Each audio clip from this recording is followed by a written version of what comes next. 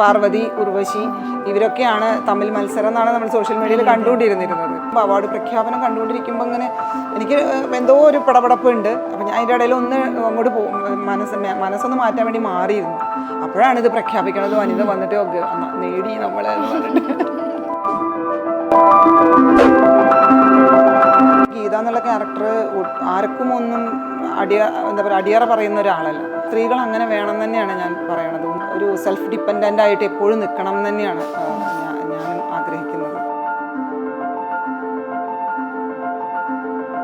മമ്മൂക്ക ഞങ്ങളുടെ ഡയറക്ടർക്ക് മെസ്സേജ് അയച്ച ടീച്ചറോട് അഭിനന്ദനം അറിയിക്കണം എന്ന് പറഞ്ഞു. കാതലിലെ സുധി എന്നെ വിളിച്ചു.